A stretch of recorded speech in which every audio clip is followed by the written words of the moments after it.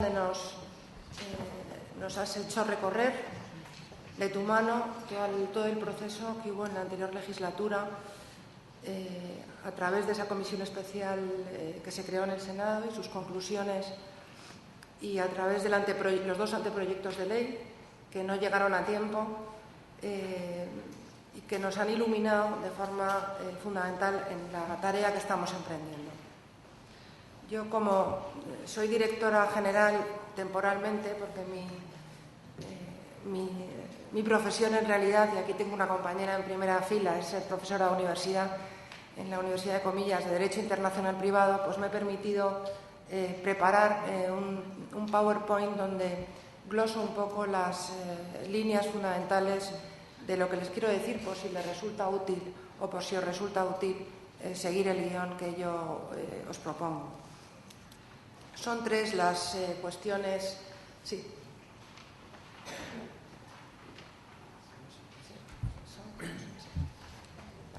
Son tres las cuestiones sobre las que os propongo reflexionar. La primera, las observaciones que el Comité de Naciones Unidas de Derechos del Niño le hace a España en el año 2010. La razón de la reforma que se inicia en la anterior legislatura y que continúa en esta, la razón fundamental son las llamadas de atención desde diversos foros o desde diversas instituciones. Desde luego, la Comisión Especial del Senado, de la que nos ha hablado el señor Vedera, informes de la Fiscalía General del Estado, recomendaciones del Defensor del Pueblo, pero también las observaciones que el propio Comité de Naciones Unidas nos hace en 2010 a España y que de alguna manera ponen el dedo en la llaga de algunas de las cuestiones que teníamos pendientes en la regulación de nuestro sistema de protección de menores. En segundo lugar, simplemente les daré algunas estadísticas para la reflexión, para poner encima de la mesa la descompensación que tenemos entre esos tres niveles que Mario muy bien nos explicaba: adopción internacional, adopción nacional y acogimiento, y esos niños invisibles del acogimiento residencial de los que nos estamos ocupando y preocupando. Y finalmente les glosaré algunas líneas fundamentales de la reforma que hemos preparado. ¿Qué nos dice el comité? Nos dice varias cosas, algunas tienen que ver directamente con protección de menores. Fíjense, primero nos dicen, yo creo que con una redacción que no es justa con la actividad legislativa de las comunidades autónomas, pero que yo voy a reinterpretar, que las leyes de las comunidades autónomas, y utilizo textualmente las palabras del comité, difieren de la Convención y no siempre son coherentes con ella en importantes ámbitos como la protección de los niños en situación de riesgo, descuidados o en régimen de acogimiento familiar. No creo que pueda afirmarse tal cosa, no creo que las leyes de nuestras comunidades autónomas difieran de la Convención. Lo que difieren fundamentalmente es unas de otras y no ofrecen un sistema de protección homogéneo en el territorio. Creo que a eso quiero reinterpretar, y me permito hacerlo, al Comité de Derechos del Niño de Naciones Unidas. Creo que eso es lo que nos estaban diciendo y creo que eso es lo que se trabajó en la anterior legislatura y va a tener también su seguimiento en esta. Y no solo respecto de las leyes. El señor Vedera ponía también de relieve el tema de la información no siempre consistente de unas comunidades a otras. En segundo lugar, el interés superior del niño. Decía el comité, falta un proceso uniforme para determinar lo que constituye, así como por las diferencias existentes entre las comunidades autónomas respecto a la concepción, aplicación del principio y especialmente en casos relativos, y ponía varios ejemplos, y finalmente concluía con la adopción. Como posteriormente Jorge Cardona va a hablarnos del interés superior del menor y ha sido el principal redactor, hemos tenido ese lujo de contar con su asesoramiento también en el Ministerio, del artículo destinado a definir qué es el interés superior del menor, en coherencia plena con lo que se está trabajando en el Comité de Derechos del Niño de Naciones Unidas, no hago referencia a ello. Hemos ido mucho más allá que el proyecto anterior, incorporando lo que desde el Comité de Naciones Unidas nos señalan como criterios, principios, indicadores, el interés superior del menor como derecho, el interés superior del menor como criterio interpretativo y además como norma de procedimiento.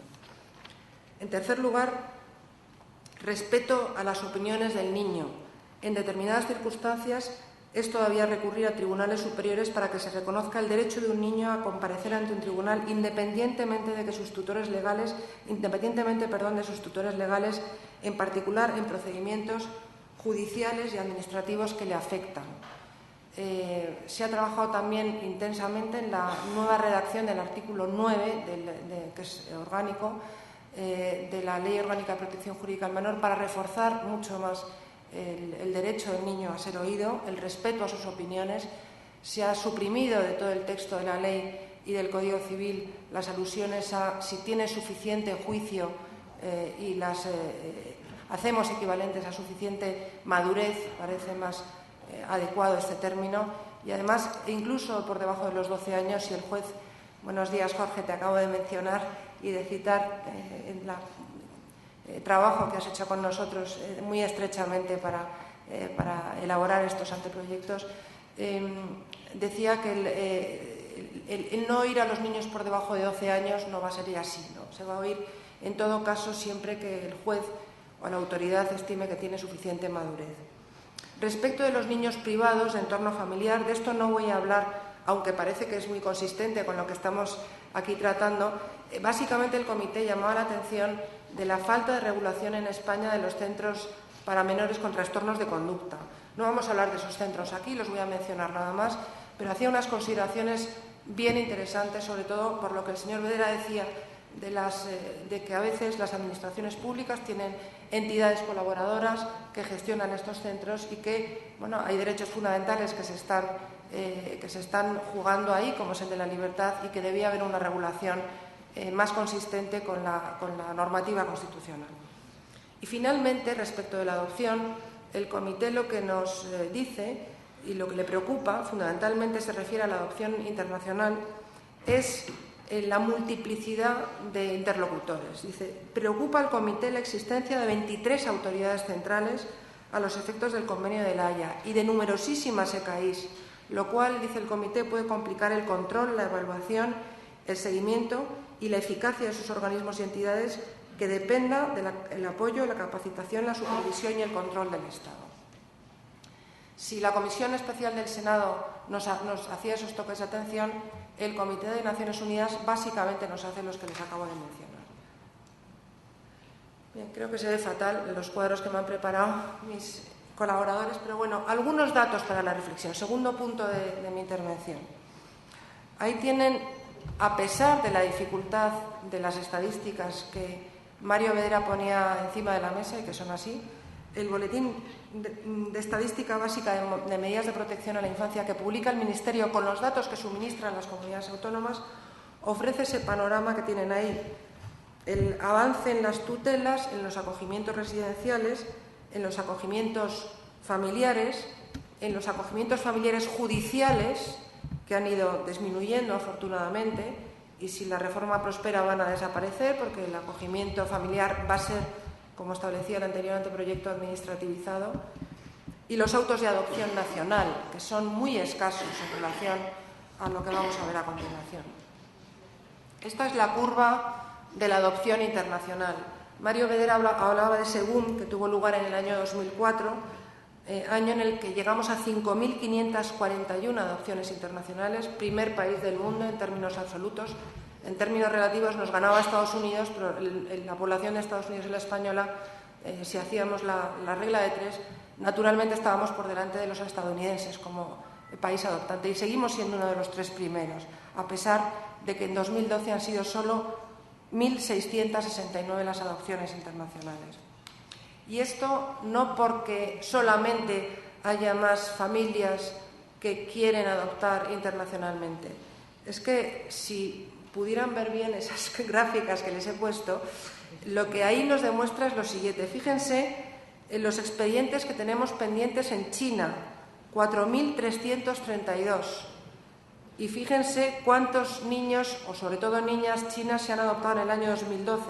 447. En China hace 8 años se adoptaba en 8 meses y ahora se adopta en 8 años.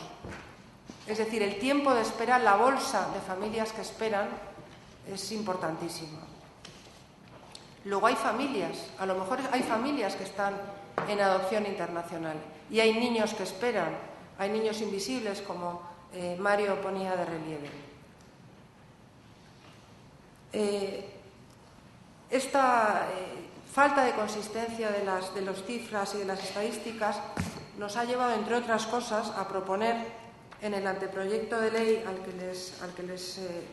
al que hacía referencia una norma, el artículo 22 ter, que señala, respecto del sistema de información: las comunidades autónomas y la Administración General del Estado establecerán un sistema de información que permita el conocimiento uniforme de la situación de la protección de la infancia en España, tanto a efectos de seguimiento de las medidas concretas, o sea, de cada niño, como a efectos estadísticos. No nos importa solo la cifra, la estadística.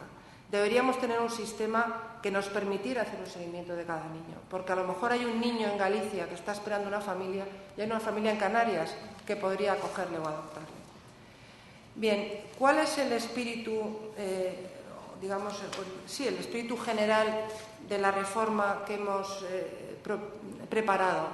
El Ministerio de Justicia, Fiscalía General del Estado, está aquí Rosa, y el Ministerio de Sanidad, con la interlocución, como les decía, de comunidades autónomas, de expertos universitarios y de organizaciones no gubernamentales. Pues si tuviéramos que poner un titular de prensa, está recogido en el artículo 12.1. Medidas estables frente a temporales, medidas familiares frente a institucionales, medidas consensuadas frente a impuestas y medidas nacionales frente a internacionales.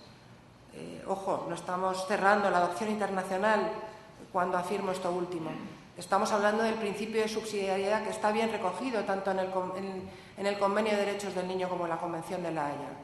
Si hay niños esperando en España, fundamentalmente tienen que ir a familias españolas, como nos está sucediendo en Rusia, que ahora hay una política activa de captar familias rusas para sus niños. Lo mejor para el niño es, si es posible, encontrar una familia en su país.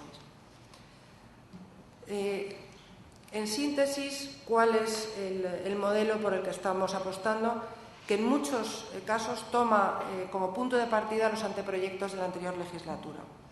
¿Cómo se entra en el sistema de protección? Básicamente a través de la guarda voluntaria y el desamparo, pero el primer escalón en algunos casos es la situación de riesgo.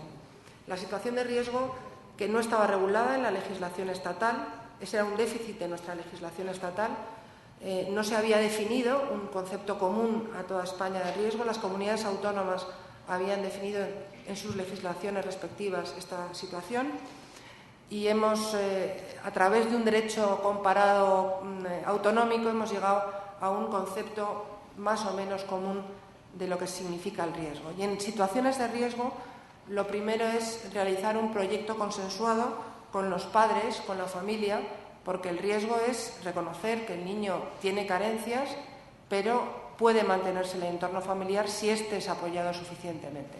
Pensemos la importancia de esta intervención en el momento que estamos viviendo con la crisis económica y con la cantidad de familias que lo están pasando mal. La pobreza, como diremos, no es causa de desamparo, es otra cosa. Y en casos de pobreza lo que hay que hacer es apoyar a las familias para que cumplan sus funciones parentales adecuadamente. Si la familia no colabora, es entonces cuando entra la declaración administrativa de riesgo, con lo que ello supone que puede, en su caso, si sigue habiendo una falta de colaboración y si el niño se acentúan los problemas que ha dado lugar a la declaración de riesgo, desembocar en una situación de desamparo. Se regula también el riesgo prenatal. En los expedientes que tenemos en la Dirección General de todo el trabajo que se hizo en la anterior legislatura, hubo dos comunidades autónomas que pidieron al Ministerio la regulación del riesgo prenatal: el País Vasco y Cataluña.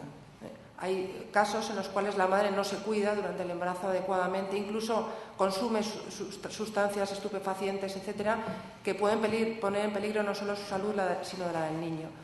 Declarar el desamparo prenatal es complicado. El Ministerio de Justicia efectivamente nos decía en el grupo de trabajo esto no parece posible, porque la persona jurídica es persona jurídica en el momento del nacimiento, pero sí al menos adoptar determinadas medidas de protección para evitar que se esté dañando a ese niño. Hay, digo, dos formas de entrar en el sistema de protección, que es a voluntad de los padres, la guarda voluntaria, o a través de la declaración de desamparo. En nuestro país, y es lo que hemos detectado en la Comisión Interautonómica de Directores Generales de Infancia, hay comunidades autónomas en que la guarda voluntaria es la forma natural de entrar en el sistema de desprotección. Y hay casos de padres que ceden en guarda voluntaria a sus hijos al nacer y esos niños salen del sistema de protección a los 18 años. No tiene sentido. Una concepción así de la guarda voluntaria no está garantizando las soluciones familiares y las soluciones permanentes. Por eso le ponemos plazo a la guarda voluntaria, un plazo de recuperación de esos padres en sus funciones parentales, un plazo flexible, no nazi, para entendernos, pero que, ponga límites a la posibilidad de que ese niño pueda pasar toda su vida en el sistema de protección sin más. Pasado ese plazo, el niño retorna con su familia o el niño pasa a la situación de desamparo, se declara su desamparo. El desamparo se define de forma muy pormenorizada. Todavía quedan algunos flecos. En las últimas reuniones que hemos tenido, miércoles pasado el día entero con comunidades autónomas y ayer con Observatorio de Infancia, se nos pedía hacer alguna precisión en alguno de los términos del desamparo. Pero quiero subrayar una de las cuestiones que aparecen en la definición de desamparo, y es que la pobreza no podrá ser jamás la única causa ni causa de declaración de desamparo. Esta afirmación, que se incluye en la ley a propuesta de organizaciones como UNICEF o Save the Children, nos parece muy importante, precisamente en los momentos en los que estamos viviendo. Tras 2 años de la declaración de desamparo, solo puede recurrir, ya estaba esto en el anterior proyecto, el Ministerio Fiscal, y también se regulan en el desamparo la posibilidad de trasladar menores de una comunidad autónoma a otra o menores españoles desamparados fuera de España para poder regresar a su país y determinar cuál es la autoridad o la comunidad autónoma competente. En síntesis, estas medidas de protección de la entrada del menor en el sistema de protección tienen además los siguientes principios. El principio de prioridad de la familia de origen con el programa de reintegración familiar, pero incorporamos en la ley la sentencia a la que aludía Mario, la sentencia del Tribunal Supremo 565/2009 de 31 de julio del 2009, en los siguientes términos. Y además citamos textualmente esta sentencia en el anteproyecto.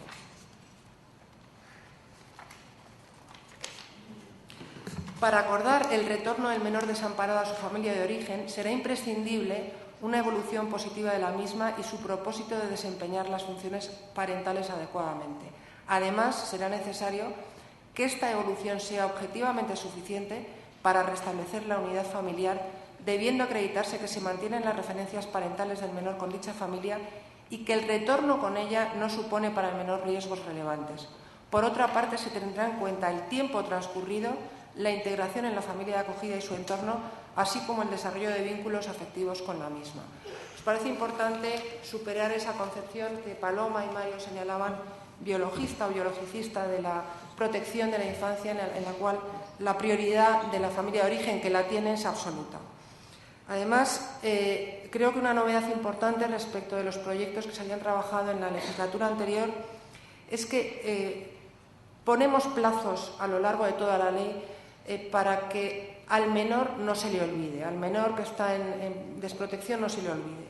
Un tratamiento personal y permanentemente revisado, lo tienen ahí, del menor tutelado y guardado por las entidades públicas, un plan individual de protección y la obligación de las administraciones de revisar el expediente del menor cada ciertos plazos en función de la medida de protección y de la del menor. No podemos permitirnos olvidarnos, porque es un expediente en una caja, si es que fuera así y no lo es, olvidarnos de que este niño, Pepe, está en este centro residencial y no hemos revisado qué pasa con él. Tenemos que tener un sistema y tenemos que obligarnos y ponernos las pilas, las administraciones públicas, en la revisión permanente de la situación de cada uno de los menores individualmente. Y además eso se conecta con el sistema general de protección. Hay una previsión además de la guarda provisional para los casos de urgencia mientras se determina la edad Esto afecta fundamentalmente, es una figura nueva, la guarda provisional, y afecta fundamentalmente a los menores extranjeros no acompañados. Lo digo por el tema de la determinación de la edad, que no solo afecta a menores extranjeros no acompañados, pero fundamentalmente, según nos dicen las comunidades autónomas, es la situación más general. Además, el Ministerio Fiscal es el superior vigilante de la actuación administrativa y, tal como nos sugería la Comisión Especial del Senado, se incluye tanto como principio de la actuación administrativa como previsión expresa el seguimiento y apoyo a los jóvenes extutelados, a los que hacía referencia también Mario. Bien, el sistema se entra a través de la guarda voluntaria o de la declaración de desamparo y se entra en un sistema de acogimiento inicialmente y posteriormente en algún caso de adopción. Se regulan en el acogimiento residencial. Hemos intentado, Mario, no bordear la constitucionalidad, como tú muy bien señalabas, porque efectivamente la regulación de los centros de acogimiento residencial es competencia de las comunidades autónomas, pero el Senado nos advierte que convendría tener un jus comune en la ley orgánica, y así lo hemos hecho. Y además los centros para menores con trastornos de conducta. Respecto del acogimiento familiar, nos referimos por razón del tipo de familia, familia extensa y familia ajena, y en este segundo caso, acogimientos profesionalizados. Ayer se nos sugería desde Cruz Roja, creo que fue Cruz Roja, que cambiáramos la terminología por especializados. Quizás sea oportuno acoger esta modificación, y no profesionalizados o no especializados.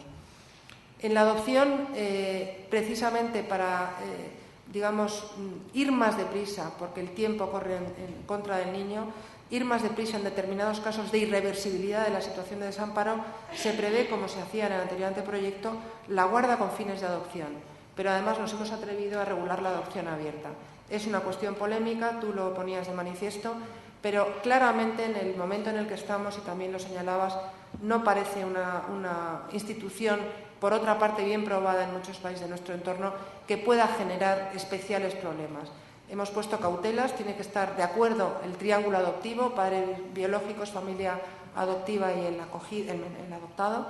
Tiene que ser a propuesta de la entidad pública decidida por un juez, tiene que haber un seguimiento, pero creemos que esto puede dar respuesta a muchos niños mayores que están en centros de atención, que su familia biológica se resiste a perderlos, entre comillas, y que esto de perderlos en la época del WhatsApp o del LinkedIn o del Facebook es algo bastante relativo, lo de perder el vínculo con la familia biológica, cuando ahora los niños robados de hace años se están reencontrando a través de estos medios sociales a veces con sus familias de origen. Respecto del acogimiento, se establece la prioridad del acogimiento familiar frente al residencial. De la misma manera que los anteriores anteproyectos, no nos hemos atrevido a prohibir, pero a lo mejor lo haremos, Mario, el acogimiento residencial de menores de 3 años. El otro día, en la reunión de directores generales de comunidades autónomas, uno dijo, ¿por qué no nos atrevemos? Y yo dije, me parece estupendo, tenéis que ser vosotros, que al final sois quienes tenéis la competencia, quienes os pongáis de acuerdo, y si os atrevéis lo incluimos en la ley. Es la manera de avanzar. Pero no parece razonable que desde el Gobierno se impulse una cuestión sin un consenso de quienes son los actores fundamentales. Se regulan las delegaciones de guarda para salidas de fin de semana o vacaciones con familias alternativas o instituciones adecuadas. El derecho de visitas con la familia biológica, poniendo, lo hablábamos ayer con Paloma, cautelas, porque a veces estas visitas son muy perjudiciales en algunos casos para el menor, y lo recogemos así. Y bueno, el acogimiento residencial ya les he explicado que se regula en centros generales o en centros para menores con trastornos de conducta. El acogimiento familiar se administrativiza, esto es algo que estaba en el anterior proyecto y recogemos también. Se tipifica no solo por familias acogedoras, sino por su duración. El de urgencia, 6 meses, temporal, 2 años, permanente a partir de 2 años o antes si son acogimientos de niños con necesidades especiales. Además, se regula la idoneidad para los acogedores, que no estaba recogida en el Código Civil. Esta diapositiva no sé si la podrán leer. Efectivamente, está bastante grande. Nos hemos atrevido también a regular los derechos, pero también las obligaciones de acogedores pero también de acogidos. Una tabla, un catálogo de derechos y obligaciones de unos y otros, a recibir información, fíjense, de las familias acogedoras, a ser oídos por la entidad pública antes de adoptar cualquier resolución, a ser informados de las medidas de protección, a percibir compensación económica u otro tipo de ayuda que se hubiera estipulado en su caso, a recabar el auxilio de la autoridad en el ejercicio de sus funciones, a ser respetados y obedecidos por el menor acogido, a relacionarse con el menor al cesar el acogimiento si la entidad pública entiende que conviene a su superior interés y aquel lo consiente si tiene suficiente madurez, aquí ven lo de la madurez, y en todo caso si es mayor de 12 años, a ser escuchados, lo decía Mario, y parte procesal en los procesos de oposición a las medidas de protección, a disponer de la documentación identificativa, sanitaria y educativa del menor que acogen, a la protección de sus datos personales respecto de la familia de origen y a todos los derechos inherentes al ejercicio de la guarda. Pero también deberes: velar por el menor, tenerlo en su compañía, alimentarlo, educarlo y procurar una formación integral en un entorno afectivo, oírlo antes de tomar decisiones que le afecten, si tuviera madurez, suficiente madurez y en todo caso si es mayor de 12 años sin exclusión alguna por razón de discapacidad, asegurar la plena participación del menor en la vida de la familia, informar a la entidad pública de cualquier hecho de trascendencia en relación con el menor, respetar y facilitar las relaciones con la familia de origen del menor en el marco del régimen de visitas establecidos a favor de aquella y la reintegración familiar en su caso, cooperar con la entidad pública o entidad colaboradora en el seguimiento del acogimiento, respetar la confidencialidad de los datos relativos a los antecedentes personales y familiares del menor, garantizar el derecho a la intimidad y a la identidad de los menores acogidos y el respeto a su propia imagen, así como velar por el cumplimiento de sus derechos fundamentales. También se establecen una serie, no voy a pararme porque ya se nos va acabando el tiempo, de derechos y de obligaciones de los menores acogidos. La última medida de protección es la adopción. En este foro, lo hicimos ayer en el Observatorio de Infancia y la semana pasada con las comunidades autónomas, a las profundísimas reformas que vamos a hacer en la Ley de Adopción Internacional, ley que, como Mario ha señalado anteriormente, fue una ley importantísima, pero que años después se nos manifiesta en la aplicación práctica de algunos de sus preceptos la necesidad de algunas reformas. Voy a referirme únicamente a las modificaciones que hemos introducido en la adopción nacional. Se ha regulado en el Código Civil la idoneidad de los adoptantes, exactamente utilizando las palabras muy medidas y muy adecuadas de la Ley de Adopción Internacional. En definitiva, ser idóneo para ser padre en la adopción internacional tiene un elemento de interculturalidad habitualmente asociado a ella, pero los indicadores que hay que tener en cuenta son los mismos, básicamente, que para la adopción nacional. Y el Código Civil no contenía una definición de qué es esa idoneidad y cada comunidad autónoma tenía su propio listado de causas de idoneidad. Se ha retocado la norma sobre capacidad, estableciendo una diferencia de edad máxima entre adoptantes y adoptado. Saben ustedes que las comunidades autónomas establecen diferencias de edades máximas para la adopción y difieren entre sí, y eso genera no pocos problemas. Parece también importante que, atendiendo a las advertencias del Comité de Derechos del Niño de Naciones Unidas, que esta dispersión normativa derivada de la estructura de nuestro Estado no devenga en una desigualdad en cuestiones esenciales, y es lo que hemos propiciado. En el procedimiento judicial de la adopción, la idoneidad previa de los adoptantes es un requisito fundamental. Hay una serie de supuestos excluidos. No será necesario el asentimiento de los padres transcurridos 2 años sin ejercitar acciones de revocación, y la madre que deba asentir a la adopción del hijo que tiene y que cede al hospital y renuncia a él tras el parto, tiene 6 semanas para reiterarlo y ya no tiene que reiterarlo nunca más. Hay una desprotección importante de estas mujeres que dan un paso tan valiente de dejar a su hijo en el hospital y renunciar a él, y que en el grupo de trabajo hemos detectado cuestiones tanto de la legislación procesal como de la legislación de registro civil y civil que debíamos modificar para garantizar la protección de la intimidad de esta mujer. La protección de la intimidad de esta mujer, pero ojo, con una apuesta muy clara por el derecho de acceso a los orígenes. este derecho al que se refirió la Ley de Adopción Internacional y que, sin embargo, no estaba regulado en la adopción nacional, en nuestro Código Civil. Derecho al que ahora están accediendo los antiguos niños robados, según nos cuentan las noticias.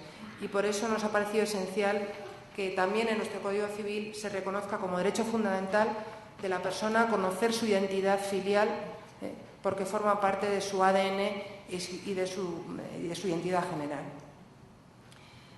Para concluir, si esta reforma prospera, como así lo espero, hemos pretendido con ella, todos los que hemos participado en la elaboración de estos anteproyectos, potenciar las soluciones familiares y permanentes. Eso pasa también por una promoción fundamental de las figuras como la adopción, pero sobre todo como el acogimiento familiar. Mario lo decía muy bien hace un momento. No tenemos cultura de acogimiento familiar en España y por eso, y precisamente por eso, un congreso como este es fundamental. O sea, dar voz a las familias acogedoras, que los medios de comunicación pudieran contar lo que vamos a contar aquí, lo que vamos a escuchar mañana, los testimonios de esos menores que han sido acogidos, sería fundamental para ir creando esa cultura. No depende de los que estamos aquí encerrados que nos lo contemos unos a otros. Hay que salir fuera y ahí las familias acogedoras creo que tenéis un papel esencial, porque nadie como vosotros podéis contar desde vuestra experiencia lo que supone formar una familia de esta manera. Y para finalizar, la reforma pretende poner al niño y sus necesidades en el centro, evitando dos extremos a nuestro juicio muy peligrosos. Un extremo de liberalización, de neoliberalismo en la protección de la infancia, que estamos viendo en algún país de nuestro entorno, no del todo entorno geográfico, como es Estados Unidos. Si han accedido a la encuesta de Reuters, al informe que ha hecho Reuters sobre las adopciones nacionales en Estados Unidos y la recolocación de los niños en familias, se ponen los pelos de punta, ¿no? Cómo se puede buscar a la familia nueva para tu hijo y sin pasar ningún filtro. Esta tentación de que hay que agilizar la adopción y el acogimiento puede dar lugar a una liberalización de un sistema que deja en el aire los derechos fundamentales del niño. Y ese extremo lo queremos evitar, pero también el otro, que es, creo, en el que hemos caído en España. Esa concepción estatalista, residencialista, biologista o biologicista del sistema de protección de menores. Si Dios quiere, y estos anteproyectos, con el consenso que hemos buscado, ven la luz, podremos poner al niño en el centro del sistema de protección evitando estos extremos. Muchas gracias.